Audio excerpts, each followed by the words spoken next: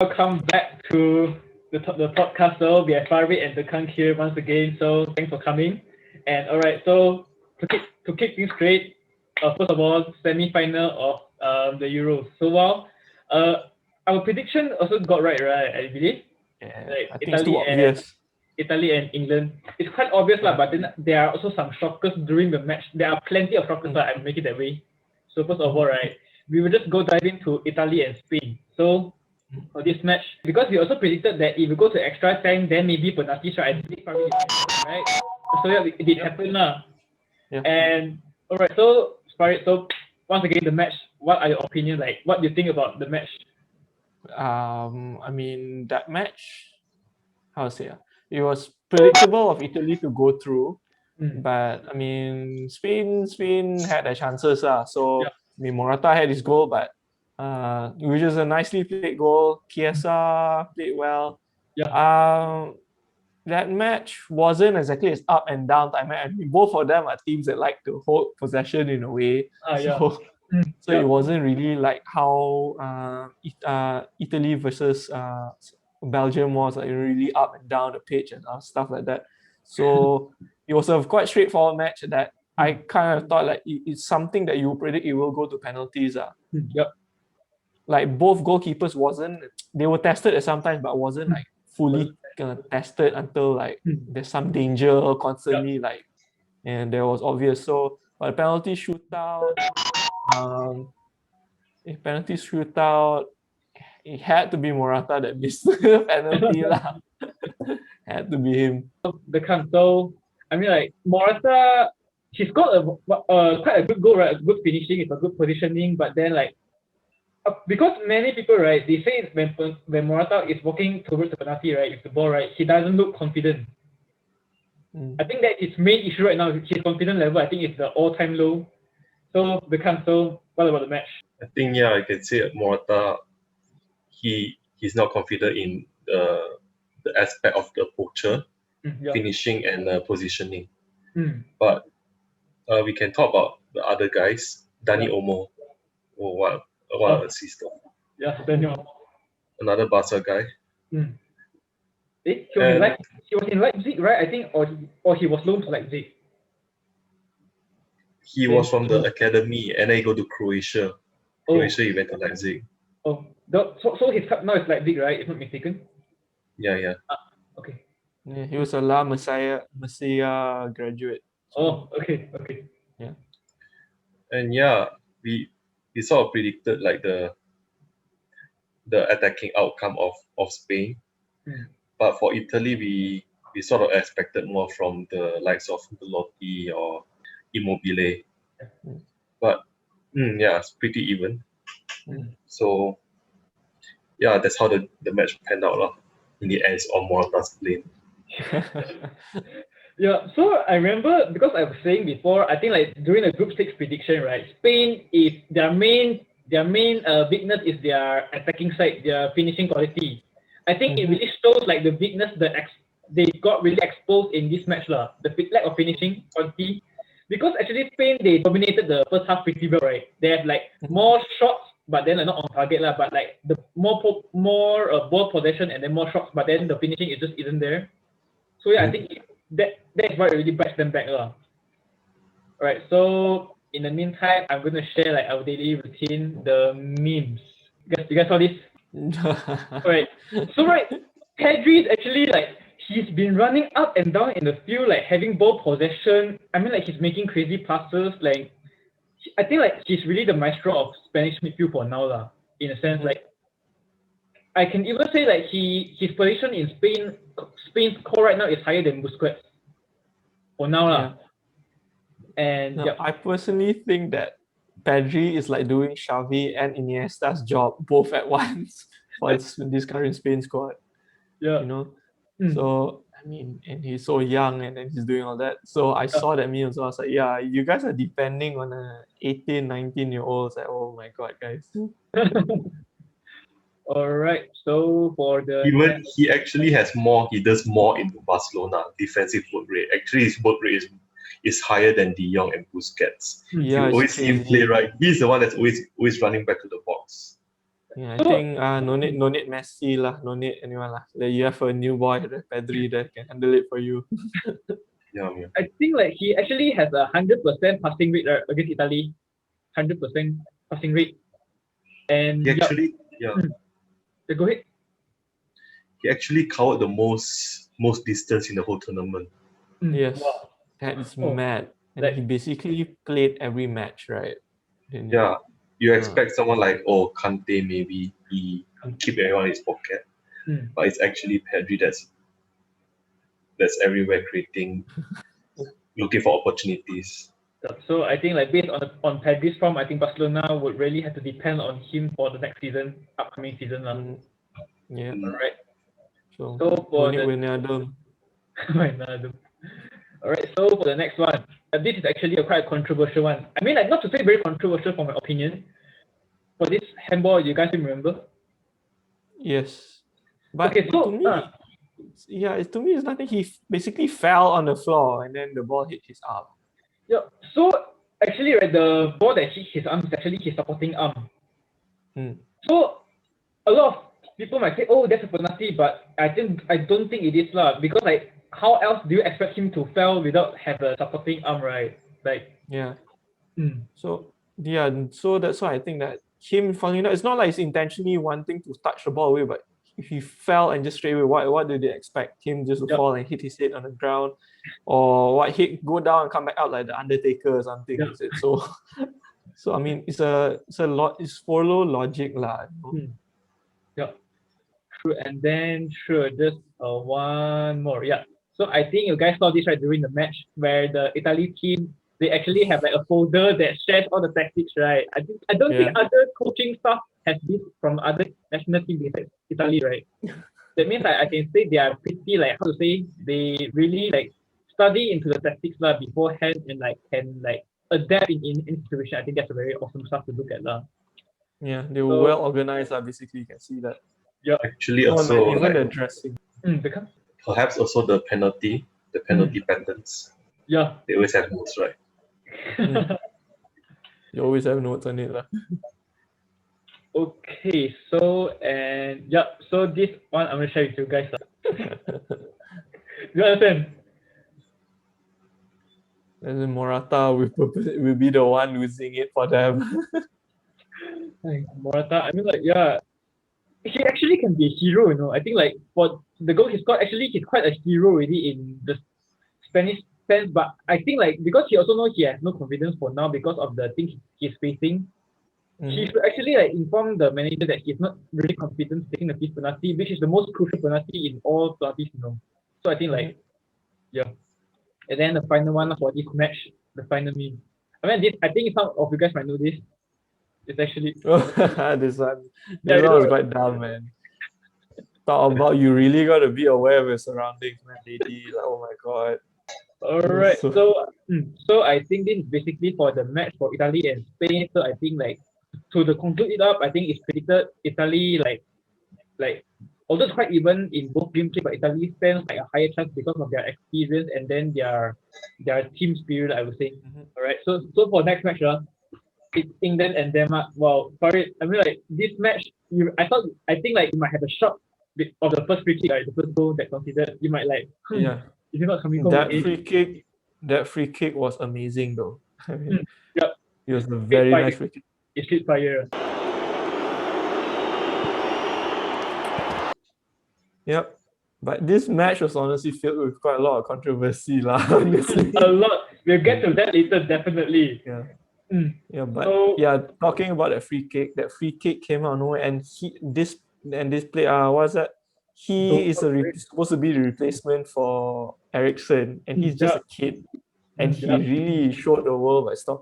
When that free kick happened in my heart already, I knew like, oh my god, I got a feeling this is going to go in, and then he pulled that off. Like, but I do think that maybe Pickford could have done better, honestly. But at that sheer pace of that ball, then yeah, Pickford must have an arm of steel to block it out. But that was a very good free kick. But I still think that Pickford could have done slightly better.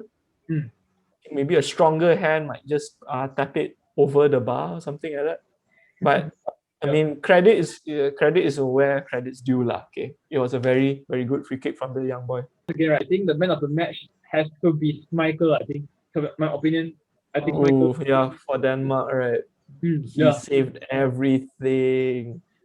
I was watching it like, oh dear Lord, like he is a giant, really like his father, This yeah. Because I think like during the press conference, there is some reporter who asked Michael about is it coming home, something like that. But then he say coming home. Has it ever been home though? Yes, that's what he replied lah. Actually, if he has like a better team, like with a better finisher, he might actually make the work happen or make it happen. Like England, like cannot go home, but then yeah, once again, like I think like the shorthand for England is that, sorry, for Denmark is that the lack of finishers up front, lack of finishers lah.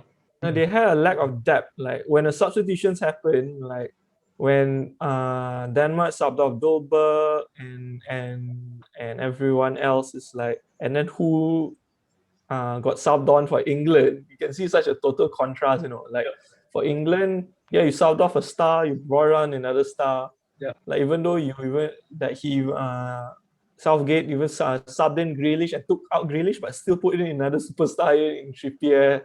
So it's like, remember the earlier discussions also, we say that England's squad is super stacked.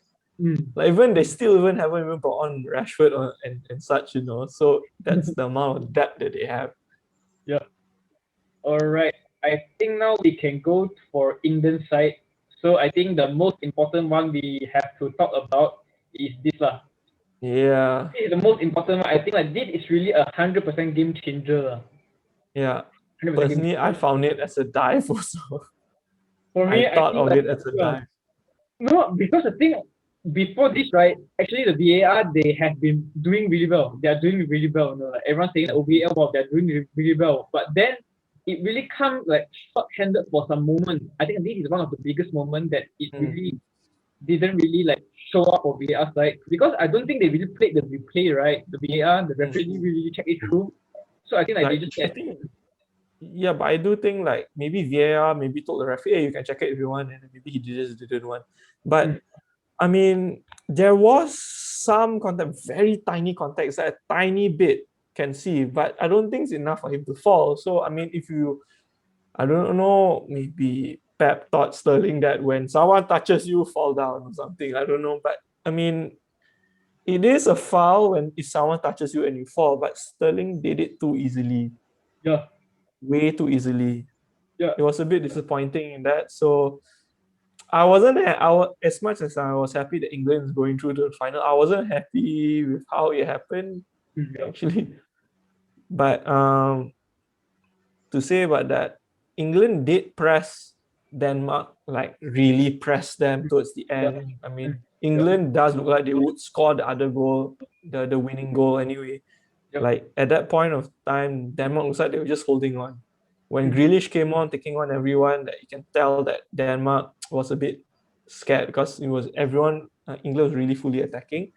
So even my friend who is from Denmark also, he did. I mean, his dad was from Denmark. He also admitted like, well, yeah, England won with a dive, but at this point, with the amount of pressing England has done, they would still have won either way anyway. Yeah. So yeah, remember I mentioned to you about actually for Denmark, right? They have three very tall and solid defender, Christensen, Keir, and then Vestergaard. So we can really see the approach for England for Harry Kane's perspective, because before this match he was playing as a target man in the box. Yes. While this match actually he played in a deeper role. Yeah, like a false nine. Yeah, like a false nine. So we can see his first goal while holding back, taking a ball, and then through ball to Saka. And then the second one is Sabati lah, but yeah, we can really see like the change in formation, and yeah. So for Saka, once again he has been quite brilliant, I would say. His pressing, he has been really pressing it hard, and then like his work rate, I think the reason why I think for Southgate to pick Saka over Sancho, I think it's because of the defensive work rate that Saka possesses. That is true. That I cannot deny. But sometimes Saka does have a presence. But sometimes attacking presence, other than that run he made, I wasn't too pleased. Like he wasn't creating enough for what he was hyped for. Yeah. Like he is not a brilliant, super good, but he's a player that just gets the job done, I think. It can't. So Yeah. if not mistaken, right? Because you also support Arsenal in a sense, so I will ask you, because Saka, I think like last time he played as a left back, right? Left back, then to left winger position. Is it? If not mistaken. No, I think it's left wing, and then he's only no. left back in. He's only left back under Arteta. Oh, okay. Yeah. So I think one more turning point for Denmark is that Christensen's injury. He was injured throughout mid-game, right? And you can see the defense. And Vestergaard, because we spoke before actually about the pace of the Denmark's defender. I think it really showed in this match. Saka against Vestergaard, like he has like outpaced him for quite many times, and then like it causes some serious threat. Yep. So the runs behind. Yep. So the country, anything you want to say about this match? I think I'll add what made them decide the penalties, because Sterling was surrounded by 4 men. And also, this is not the first time we see such a controversial VAR decision at the big stage. Remember 2018, the Perisic handball. Yeah, so I think this is bound to happen, like these crucial moments. The VAR, no matter it's run by the Premier League or the best referee in the world, they have to make such a decision to add more dramatic value, is it? Yeah, but I mean, basically Denmark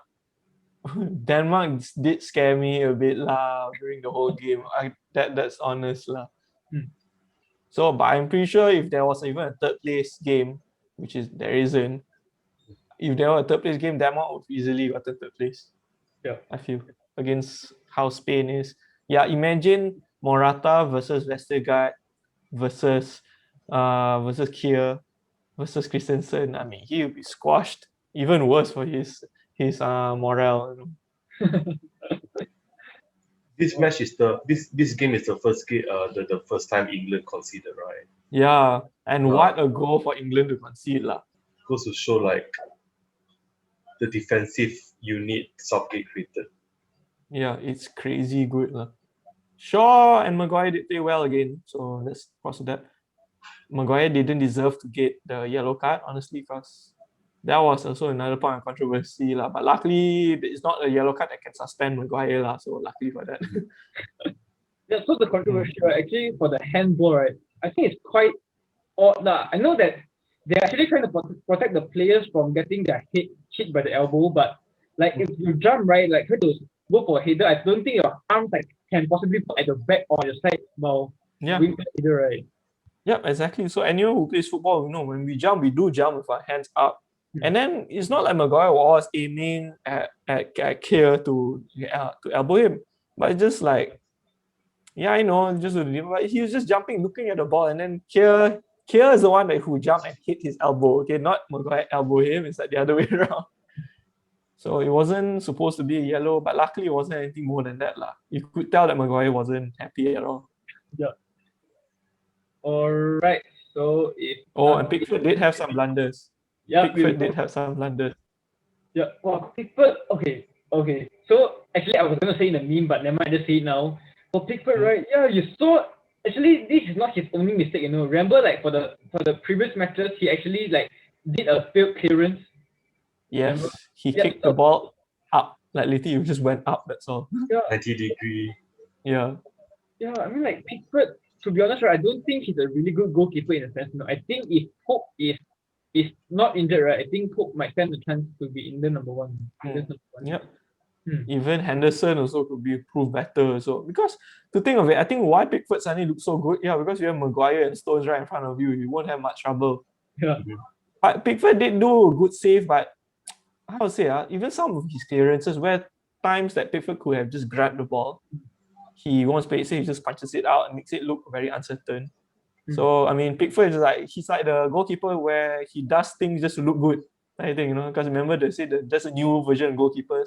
Yeah. They just make saves to look good. Mm. Yeah, Yep. so I think there's that. So he did cause some scares for England. Mm. And I was like, oh my God, like how can you throw a ball? What you're trying to pull off a carriers against Real Madrid, is it? Yeah. Pickford. Yep. So I think is there anything else on add on? I guess none for that. Like it Oh, was a good game. mm. I mean, it wasn't as entertaining as the quarters and such, Yeah. and the round of 16, but you could tell like these are the sides of quality. Both of them defended their heart out, and they play the how to say, not exactly entertaining football, but it's like solid football lah. Yeah, I think until this stage right now, most teams they would just try to play more preserve, like instead of all out attacking, like because I think it's like this not like group stage, like you can lose one and win another two to progress. This like if you lose then you go home already. Mhm. Yeah. All right, so we have some fun memes time moments to share with you guys. Once again, another own goal from here, Yep, the 11th own goal. on goal.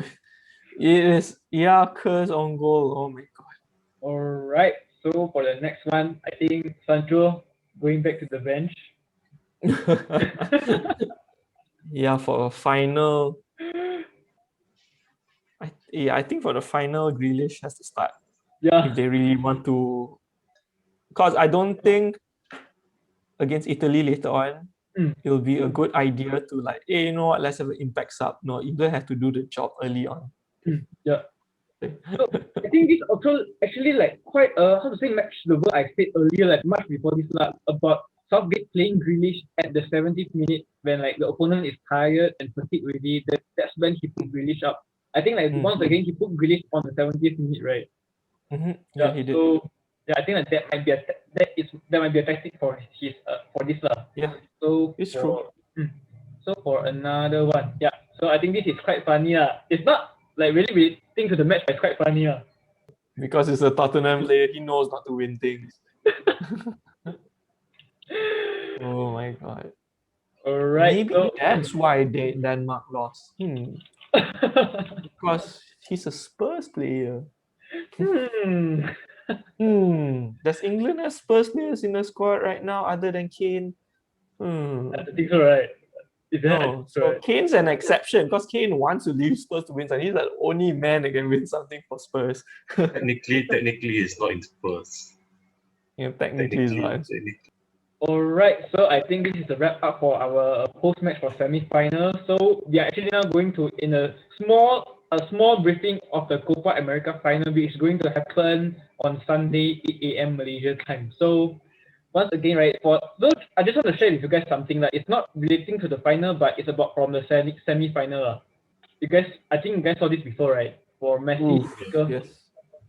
That happens quite often. Yeah, that is quite a nasty injury to be said, because I think the play style for the South America and European is quite different, right? They play like quite much of a rough gameplay compared to our European like pass. Yeah. So for this final, it's going to be Brazil and Argentina. So I think like you're a big Messi fan, right? So I mean Barcelona Messi fans should be that, right? So do you think Messi stand a chance against Brazilian? Because for my perspective, right, Argentina is a one-man team, but Brazil is a one team. So so what do you think about Messi's chance of No winning? shot lah, no shot. I given up since 2016. I can say lah, there are only 3 players playing for Argentina: Messi, Emi Martinez, and Lautaro. The rest are imposter. Yeah, but saying about Martinez, right? I think he made 3 saves in the penalty, right, against Colombia. Yeah. That guy plays hard out for Argentina. I think the only one this decade so far I've seen, actually like putting up performance. I mean, like after he's moved from Arsenal to Aston Villa, we can see the tremendous improvement from him, to be honest. Yeah, he boosted up his career. Confidence. Yeah. So for Brazil, I think once again their star man has to be Neymar. Richarlison also doing quite well in Brazil team, and then Casemiro and etc. So I think Yeah, so that's it for me for this matchup so far. So I know although you're not very familiar, but for Brazil side, so No, you I mean, I've seen some of the highlights, I've seen some of the clips and hear about and read a bit lah. But to me, I see Argentina really without Messi, they're nothing. Like that yeah, you say, oh yeah, Messi scored a free kick and stuff. Yeah, okay, Messi. And then but you take Messi out of Argentina, what do you have? As that. So I mean, Brazil, although Neymar was a showboater and stuff, but you have other players as well. Like I'm even more surprised that Fred is playing really well for Brazil also. So yeah, Brazil is playing like a team, and then like for Argentina, it's like yep, pass to Messi, and Messi will have the magic to save us all. I think. So I don't know. I think it's gonna go to Brazil. Like I at this rate, I don't think Messi will ever win a international competition. Maybe this could be the time, but looking at how Argentina's playing style is also very scrappy lah. It's not like definitive they will win. It's just like some are quite lucky, and the amount of goal involvement Messi has shows that without Messi they cannot create. Yeah, I think this is it. I think it's quite obvious lah. Who do we think will win? So I'm just going to go for Brazil. Brazil's going to win the Copa. I'm going with So, Brazil. but as a football fan's perspective, I hope Messi will win lah for his first international trophy. But realistically, I think Brazil will win lah. Yeah. No, I will guarantee. I not guarantee lah. I'm quite confident if really Argentina don't win this year, Messi will just quit the national team for the millionth time. So No, but next World Cup is next year. I think like he might retire after the World Cup from next year. I think. I don't know lah. I mean, the last World Cup he also says he's going to retire. Then this World Cup, so I don't know, man. So Messi sometimes has a not nice personality in certain sense. So I mean that's controversial. Maybe those people watching this might find it controversial, but that's the truth. He has a ego. People say Ronaldo has a big ego, but sometimes you have to look back and think how Messi treats his other teammates, and if it's not going his way, he has a very bad temper and ego. So Messi. All right, so I think this is a wrap up for the Copa final.